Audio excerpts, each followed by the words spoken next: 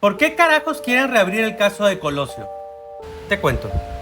En 1994, México vivió un momento de transición política. La economía iba muy mal y surgía en Chiapas el Ejército Zapatista de Liberación Nacional.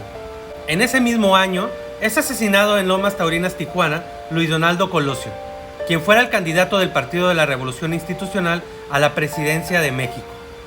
17 días antes del magnicidio, el 6 de marzo, Colosio había pronunciado un discurso en el Monumento de la Revolución ante miles de personas y la plana mayor de su partido, en donde había un México con hambre y con sed de justicia, el cual, se dice, provocó un distanciamiento con el entonces presidente Carlos Salinas de Gortari, el mismo que lo hizo candidato, pues el discurso hacía una crítica muy severa a las viejas prácticas de su partido y a las necesidades del país.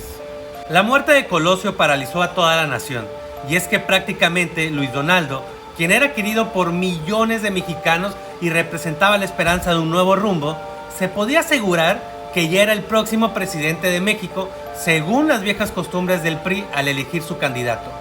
Su asesino fue Mario Aburto, el llamado asesino solitario, o al menos esa es la versión que las autoridades nos han hecho creer. Y es que existen pruebas de que Aburto fue torturado e interrogado sin la presencia de un abogado defensor después de haber sufrido una golpiza al momento de su detención. Ante los hechos y la mirada pública, Salinas de Gortari se convirtió instantáneamente en el sospechoso número 1 de la muerte de Colosio, su sucesor.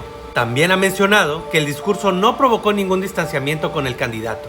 Hay que recordar que la última palabra del discurso la tuvo Ernesto Zedillo, quien fuera su jefe de campaña y que tiempo después se convirtiera en el presidente de México tras el asesinato de su jefe Colosio.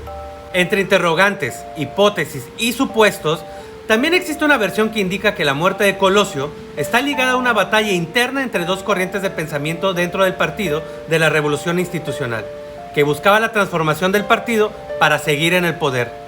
Además, Miguel Montes, el primer fiscal del caso, declaró que se había tratado de una acción concertada, pero casualmente, 3 meses después de sus primeras declaraciones, cambió su teoría por la de un asesino solitario. Según esa conclusión, explica que un solo hombre planeó y ejecutó el crimen, Mario Aburto, un joven que en 1994 tenía una edad aproximada de 23 años y que trabajaba en una maquiladora para ayudar a su familia con los gastos de la casa.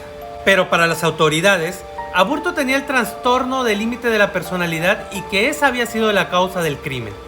Roberto Durazo Montaño, actual gobernador de Sonora por Morena y exsecretario de Seguridad Pública y Protección Ciudadana del Gobierno de México, era secretario particular de Colosio y en una entrevista para El Sol de México en 2019 mencionó que nunca ha aceptado la tesis del asesino solitario, pero que esa es una conclusión personal con elementos objetivos y subjetivos.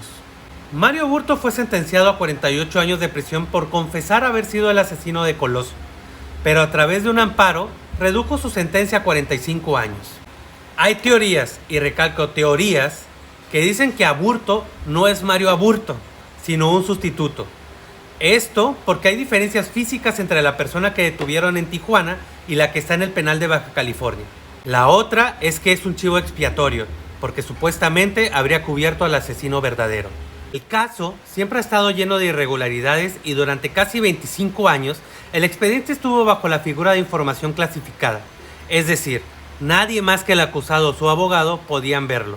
La periodista Laura Sánchez Ley, a través de sus entrevistas y su libro Aburto, Testimonios desde Almoloya, El infierno de hielo, nos ha hecho repreguntarnos si es verdad todo lo que nos han dicho sobre el caso de Colosio, pues el mismo Aburto, desde prisión, le ha respondido que efectivamente las autoridades de esos tiempos nunca quisieron dar a conocer a la sociedad la verdad porque eran parte de un supuesto crimen de Estado, entre otras revelaciones, como las múltiples torturas que ha sufrido él y su familia a raíz del caso. 29 años después, la Fiscalía General de la República reabrirá su expediente para revisar las presuntas torturas que se le realizaron a Mario Aburto. Además, la Fiscalía integró un equipo especial para investigar los hechos y retomar los procesos penales contra las personas involucradas.